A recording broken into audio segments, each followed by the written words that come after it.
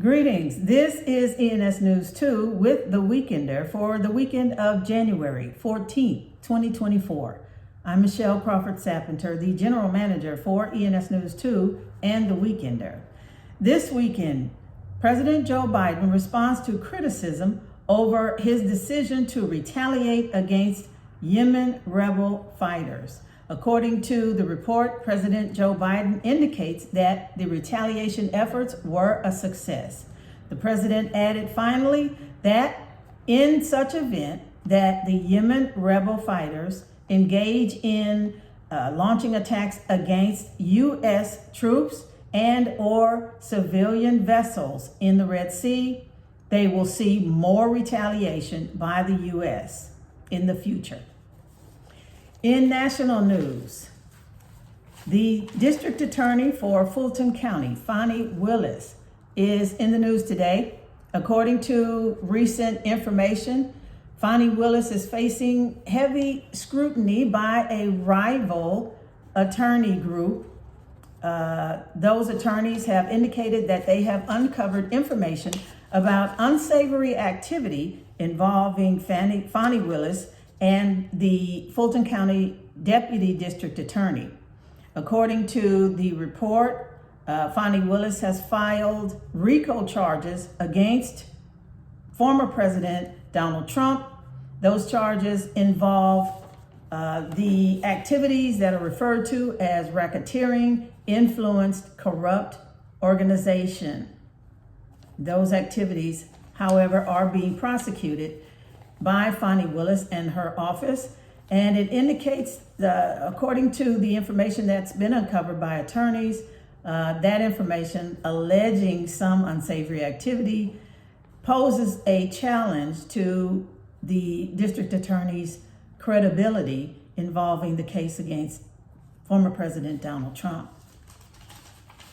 In the state of Iowa today, the news from the wife of former principal of Perry High School, Mrs. Elizabeth Marburger. According to Mrs. Marburger, Dan Marburger, her husband, has died. Dan Marburger, 57-year-old former principal of Perry High School, took on the violent act of a shooter who entered into the high school and approached students in the cafeteria. The shooter apparently opened fire as Principal Dan Marburger attempted to shield the students against being fired upon. 7 students were injured. One 11-year-old sixth grader was, however, killed. The shooter, Dylan Butler, was also killed. 17-year-old Dylan Butler was also killed on the scene. In global news today, according to a report from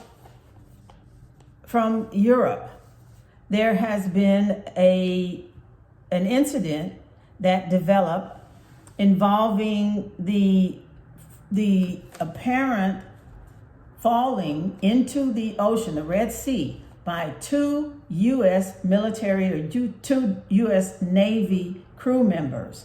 According to the report, the incident occurred at such time that Yemen Houthi fighters attacked a ship and the U.S. vessel was engaging in retaliation fire. At this time, the identities of the 2 U.S. Navy members have not been provided. However, as the news progresses, there will be more information about those 2 people and their families who are currently seeking information from the U.S. Department of the U.S. Department of Defense. And in that regard, we have information about the U.S. Department of Defense Secretary General Lloyd Austin III. The information involves the Secretary General's recent hospitalization and the fact that the Secretary General remains in the hospital undergoing more treatment. However, the news is good, indicating that the Secretary General, Lloyd Austin, is faring well despite his treatment. And there has been a final note that is quite surprising. A situation that transpired in Houston, Texas on yesterday. If you'll notice, you'll scroll down in this report, you'll see the photographs of two individuals who are holding up a banner. That banner reads, "Make America White Again," and bears a black swastika on the side of the banner. According to reports that were, or information that was provided by Houston Police Department today, the incident occurred on Saturday afternoon and did not transpire into any further incident. There was no violence, no reaction by the public.